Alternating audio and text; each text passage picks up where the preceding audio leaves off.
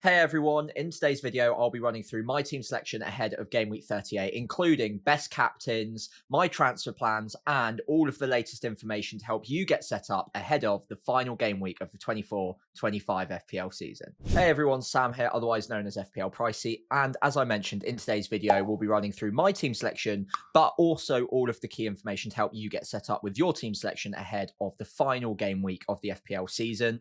Before we get started though, I just want to say a massive thank you to anyone who's watched any of my content at all this season, including if you're brand new to the channel today. I massively appreciate it. This is the second season I've been doing it, and the subscriber base has grown, the views have grown, but it only really matters that you guys enjoy the content. So it means a lot to me that you come back and watch the content every now and then, or if you do it every week. I massively appreciate it, and it goes a long, long way. So thank you so, so much. It helps me do what I do, and it reinforces that I'm at least doing something right, even if the rank this season hasn't been that outstanding. Hopefully next season we can go for something much more impressive. But again, thank you. And if you've enjoyed the content, for one last time, if you could leave a like and subscribe to the channel ahead of next season, just so you get all of the preseason content as well, that would be massively appreciated too. Let's get started with my team selection then. Looking at my lineup at the moment, two major issues that I need to probably think about sorting. Saliba, since my transfer plans video, has indeed been ruled out by Arsenal, by official club channels. So unfortunately, I won't have double Arsenal defence unless I make a transfer. I do still have Raya in goal, and that's absolutely fine. A good chance of a clean sheet against Southampton. But Saliba being out is a bit of a spanner in the works because my defensive cover on the bench, neither of them are massively convincing, but I'm not sure it's worth using my 1 free transfer on them to fix that and have a better starting defender. So Milenkovic at home to Chelsea, Munoz away at Liverpool. I'm not loving the odds of clean sheets in either of those fixtures, but Milenkovic being in a home game that Nottingham Forest need to keep it tight and need to win is at least a bit tempting. Both of them have goal threat as well. I think the Liverpool Crystal Palace match will be a bit of a crazy game because neither team really cares about the game necessarily. They're both celebrating. So I can see a lot of goals in it, but I don't see a clean sheet for Munoz. Whereas with Milenkovic, I can at least see a chance of a clean sheet, even if it's quite low. And then there's also the goal threat that Milenkovic carries as well. So I think I'm happy enough just playing Milenkovic. I'm not sure, because of each of those defenders' goal threat, that a hit is worth it. And there are other issues or potential upside moves that I can make in my forward line, so in the midfield or up front, that I think have a bit more benefit on the free transfer. However, that being said, I am going to quickly look at some defensive moves that I could make, and hopefully it's helpful to you as well if you're in a bit of a sticky situation when it comes to the defense, and maybe one that you've not got as many issues in the midfield or up front to deal with, so you can make that defensive move, because there is upside there. I just think it's a bit lower than in the forward line or in the midfield for me personally. Elsewhere, Gvardiol and Livramento in defense, absolutely fine. In midfield, Mbermo and Bowen, not a problem. Salah could have arguably been moved to Saka, but I actually really like Salah as a captaincy option, which we'll come on to in a moment's time anyway, and it's not an issue. And I still see that Liverpool game as a potential goal-heavy match where both teams are in celebration mode, let's say, and Salah could definitely cash in there. So at the moment, happy enough with him. Sarr is the weak spot in my midfield. I could swap it with Murphy, but I'm not loving his minutes at the moment either. And going triple Newcastle at home to Everton doesn't feel perfect to me. I'm not sure I love that. So Sarr probably is a sell, and I've got 0.4 in the bank to deal with that issue. We'll come on to options in just a moment's time. And then up front, Watkins and Wissa are going absolutely nowhere, both with good away fixtures, but good fixtures nonetheless against teams that, well, one team, Man United, probably want to finish the season on a bit of a high, considering how the midweek went against Tottenham in the Europa League final. But it's still a team that probably a little bit low on confidence. They're not doing well in the league, and you'd expect Watkins and Aston Villa to be properly fired up because they need a result in that game to guarantee Champions League football. Wissa away at Wolves as well. Again, Wolves are majorly on the beach right now. Wissa is 1 off of 20 league goals, which is very impressive considering he doesn't have penalties. In fact, if you remove penalties, he's the joint top scorer in the league this season. So very impressive from him. He'll be going for 20, so happy enough with him. Isak is the other doubt. Before we move on to transfer plans, I think it's worth noting that I do still think he plays, and I think in almost any scenario, Isak will be wheeled out if he's even got a leg to stand on, because this is such an important game for Newcastle. They need to win it.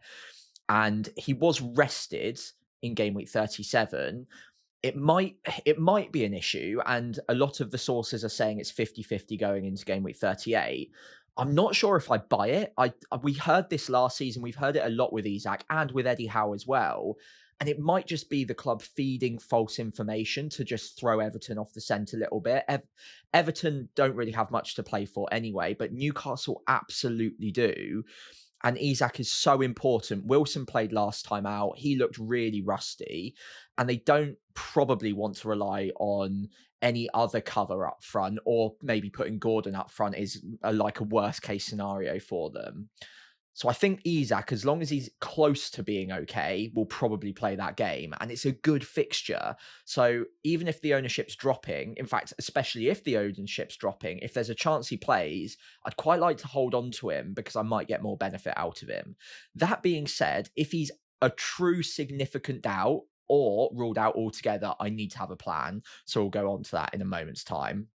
However, if he's like a 50-50, we don't get a leak either way, and there's a chance he could play by the time we get to the deadline, I think I might just leave it, and Murphy can come off the bench, which isn't a terrible scenario. I do still think he gets 60, 70 minutes, but if Isak is truly out, and in that scenario he would be if Murphy was to come off the bench for him, then Murphy might get slightly better minutes anyway. So I don't hate it as an alternative. However, if he is ruled out, I think there's a -4 or potentially just a free transfer that I could look at. And we'll talk about that in just a moment's time. Right then, so all things being okay with Isak, and we think he's going to start, we don't massively think he's a doubt, then I think the one move that I want to make without needing the hit is probably to upgrade Ismail Assar to another midfielder with a better fixture, maybe a last week punt. Now, I talked about each of these midfielders individually in my transfer plans video. I think there are 6 on the table for me right now. The 3 Bournemouth mids are all tempting. Kluivert has the best data of the 3, but has been getting reduced minutes and only played 45 minutes in each of the last 2 games. Because he's on penalties, because the data's good, he is still tempting. But I also think that's probably where the crowd would go if they were to go for a Bournemouth midfielder, which leads me to think that maybe I could have a little bit more fun with one of the other 2 options. Both are running at about 0.4 XGI per 90. Semenyo 0.39, Tavernier 0.4. And both are getting good minutes at the moment. Semenyo got benched once, but came off the bench and got a return. And historically across the season has pretty much been a 90-minute man. Tavernier, I don't have a history with. He hasn't been a troll to me this season, and he is a mega differential at something like 0.1, 0.2% effective ownership. So I'm, again, pretty tempted to go with him. The data is slightly better than Semenyo. The shot volume is lower, but the minutes are still good. So I think out of these 6 options, those are my 2 favourite at the moment, Semenyo or Tavernier. And I think I'm slightly veering towards Semenyo because the shot volume is high and therefore the chance of the haul is a little bit higher than Tavernier. However, it could go the other way if I wanted to go differential. A few other options. Marino, I don't mind, but I'm not sure I'm in love with it because I think Arsenal rotate a little bit and minutes will be reduced for all of their players, or at least a lot of them. Souček, the data's not amazing, but he is a goal threat from set pieces, and Ipswich are terrible from set pieces. So again, another differential I like. I've already got Bowen, so do I want to go double West Ham in midfield? I'm not sure, so that's maybe putting me off there a little bit. And then Minte is another differential option I do quite like the look of. The minutes have been good, not quite as secure as Semenyo, I don't think, but still, the data's a little bit better. Spurs will be out celebrating. I think they've got their bus parade today, time of recording Friday. So are they going to be ready for Sunday? Are they going to care about Sunday? Probably not. So Minte could be an interesting option, and so could a lot of other Brighton options, by the way, as well. It's about finding the player that you think will get the best minutes. Minte could, and obviously Brighton are still interested in the Premier League and the results at the moment. So I don't mind it as an option. That could be a differential I look at. I think ranking these right now, I'd probably go with Semenyo number 1, slightly ahead of Tavernier number 2, and then again, very slightly ahead of Minte number 3. But all three are in the running, and it might just come down to a bit of a gut feeling come Sunday. Right then, a quick word on a defender switch, because I know a lot of you are considering that because your teams maybe are a little bit better set up in midfield and up front than mine. However, for me, I could make the move because I think it is an obvious way of creating some upside, but I still think the upside is relatively limited. Defenders don't tend to haul quite as often. Saliba being out gives me a lot of options because his price is relatively high, so I can get to pretty much any defender in the game bar Trent, and I don't really want Trent. Kirkes will be the obvious one. At home to Leicester, good odds of a clean sheet. Not bad underlying attacking data, but against Leicester, again, that data will be bolstered a little bit. So if I were to pick out a player that I think could haul in game week 38 in the defence, Kirkes would probably be top of the billing. So I'm at least a little bit tempted to go there and just sort out this issue rather than upside chase in midfield. However, there are a couple of other differentials I don't mind the look of. Ben White, away at Southampton, to give me that double Arsenal defence, again, is an option. He will be almost 0% owned because he's not been an option all season. And he is the sort of player that can cut inside, can get shots away, can get assists. And a bit like Kirkes, if you back Arsenal to get a clean sheet, all he needs is one attacking return, and then you've got yourself a bit of a haul. You've got yourself over 10 points there. So maybe there is upside in someone like a Ben White or a Kirkes. The final option I wouldn't completely rule out is Wan-Bissaka. Slightly better attacking data than those two. Good fixture as well. And he's got the most bonus points out of any defender in the game this season. So one of these three options would be tempting. I think if you're defending rank, Kirkes is probably the way to go. If you're chasing upside and you really want to go against the grain, then I do like Ben White and I don't mind Wan-Bissaka, but I probably prioritise Ben White as a differential. So as I mentioned, I think it's at least wise to have a plan if Isak were to be ruled out or he looks like a significant risk going into the deadline. And for me, it could be relatively simple. I could look at a easy swap, use my 1 free transfer here instead, Isak down to any striker almost in the game. I'd probably look at Evan Nilsson. He's talked about a lot, but his ownership is still relatively low. And I'm not sure that everyone's going to be able to get to him now. So Evan Nilsson for me is probably the obvious switch. Or if I wanted to go more differential, I could look at Danny Welbeck, who I also think is a good high upside forward to be looking at in game week 38. For me, I'd probably keep it simple with a really good home fixture for Evan Nilsson. He's been a bit more talismanic recently, good underlying data. And as far as we know right now, is actually still relatively differential too. If I wanted to push the envelope a little bit further, I would have a decision to make as to whether or not it's worth a -4 to still go ahead with a midfield move, taking out Sarr, not playing Murphy, and maybe going for a double Bournemouth attack. Like I mentioned earlier, there are Bournemouth midfielders I like the look of. Minte as well is in the running. Or because I've saved some money by selling Isak, I could look at a slightly more expensive midfielder. Now, I also like the Arsenal mid, so Trossard and Martinelli could come into my thinking. But the two that I'm most closely looking at right now, if I were to take a -4 in this transfer path, would be Gordon or Diaz. Now, Gordon probably becomes a little bit more talismanic if Isak is out. He might even get penalties as well. And against his old club, he missed a penalty against them earlier on this season. So there's a bit of narrative there. He might want to right a few wrongs. And Newcastle, it's a very important game for them too. So Gordon at very low ownership has made himself valuable to Newcastle once more. He's starting games again and looking good. So I don't hate that. And then Diaz, if I was really bullish on that game between Liverpool and Crystal Palace having a lot of goals in it, I also like the idea of maybe doubling up on Liverpool attack there. There is risk attached as to who the starting 11 will be, but I think Diaz is probably going to be within it, and the data's looking really good. I do see it as a game with a lot of goals as well. So maybe, again, as a bit of a differential, I like the look of Luis Diaz too. So Is it worth it for a hit? Basically, can I regain an extra 4 points in this one game week out of having Gordon over Sarr or Gordon over Murphy? Same goes for Luis Diaz, and same goes for any of the Bournemouth mids, Minte as well. Can I pick a midfielder that gets me that 4 point benefit, which isn't easy to do in one game week? It might seem like it's not that much, but that's a whole attacking return more. And then that's just to have you level pegging. You also need to then get some benefit from it as well to make the transfer worthwhile. So I'm not sure it's worth the -4, but is it also just a little bit of fun to have on the final day when my rank's not really going anywhere? And Sarr, Murphy, neither are really filling me with massive confidence at the moment.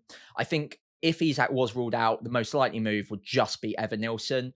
But I don't mind the look of a -4 here. And I think Gordon would probably be the way I go if Isak were to be ruled out altogether. So then onto the captaincy matrix ahead of game week 38. And all I want to say to begin with is these 5 options are probably my favourite, but given it's game week 38, anything can happen. Have a bit of fun with it if you want to. There are plenty of other options that could explode. And if you're chasing rank, then all of these guys, maybe barring 1 or 2, are going to be relatively higher owned comparatively to someone, say, like a Semenyo, for instance, or an Anthony Gordon. Don't let that put you off going for the differential. If you want to chase and you've got a gut feeling, that's absolutely fine. It's a bit of fun. It's game week 38, and this is your big swing if you need it in game week 38 as well. Captaincy is often the place where you can regain the most rank. So if you want to have a bit more fun, or if you're chasing, then you can look elsewhere. There are a couple of differentials here in my favorite 5 too. Saka and Salah are probably my leading 2 in terms of the expected points via Fantasy Football Hub, but also in terms of underlying attacking data as well. Crystal Palace at home for Salah, for me, is probably where I'm going to go.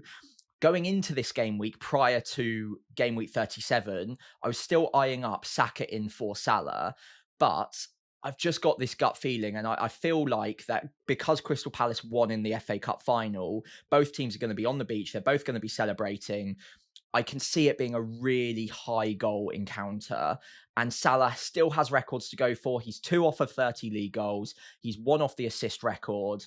So I'm seeing attacking returns for him. And I think the fact that he's been in a bit of a dry spell as well will, if anything, inspire him or motivate him even more to try and leave the season on a bit of a high. Again, it's at Anfield. They'll want to put on a show for the crowd to finish up their league-winning season. So I like Salah personally. That's where I'm going to be going.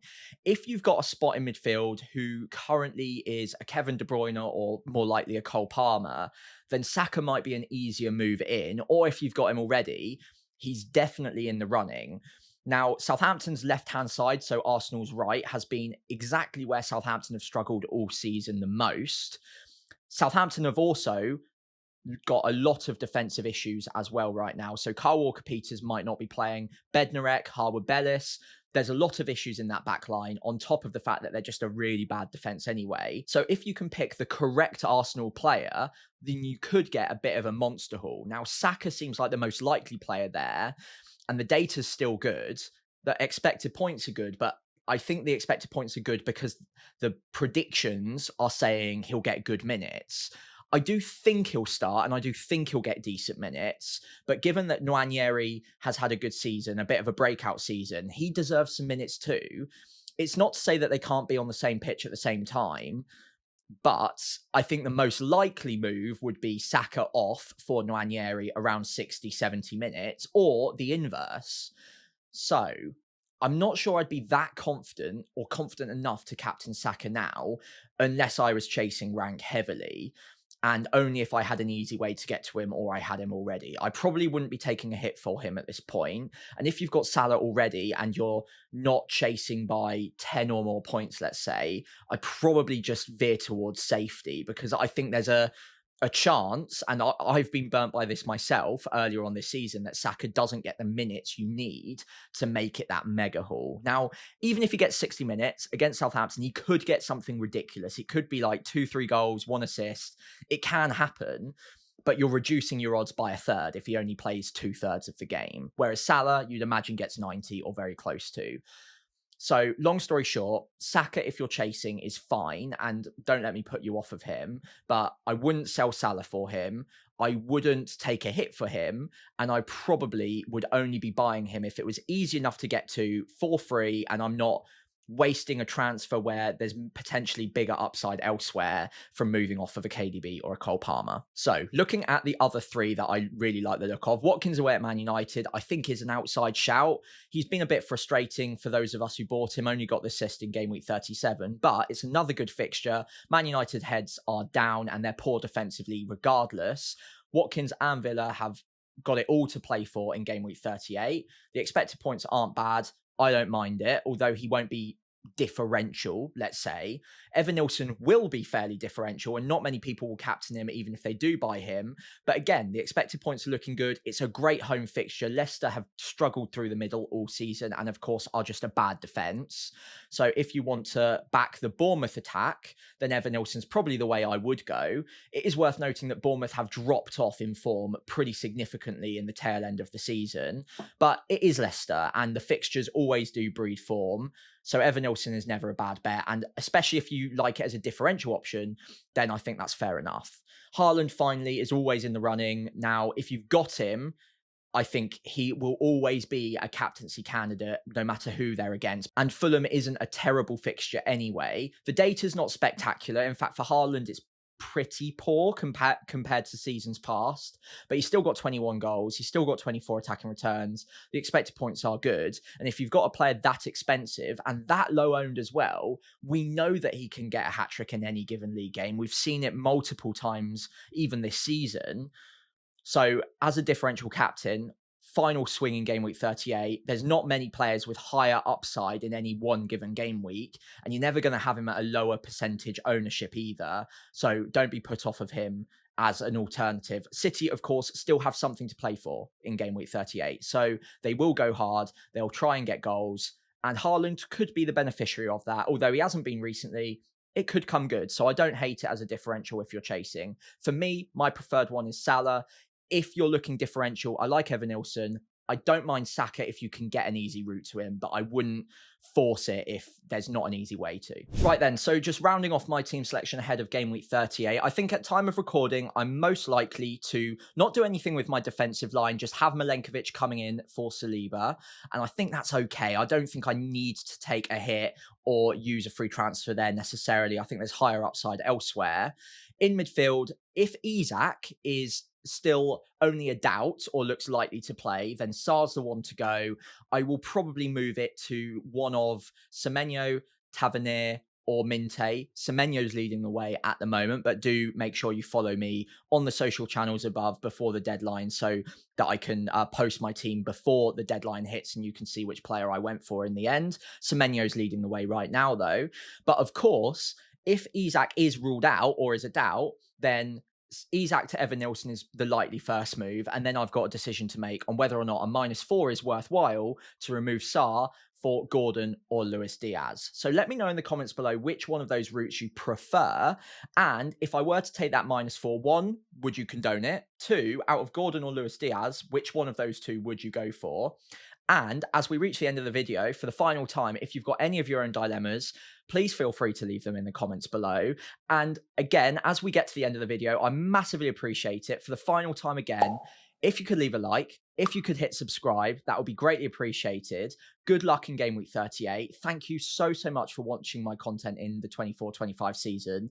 And I'm already excited to get started with next season's content. I've got some really interesting things planned. I'm going to be working hard over the summer to upgrade the show in so many different ways. Hopefully you enjoy it, and I'll see you probably the second week of July. As soon as the game launches, I'll be right back on YouTube ready to go for you. So thank you once again. Good luck in game week 38, and I'll see you next season.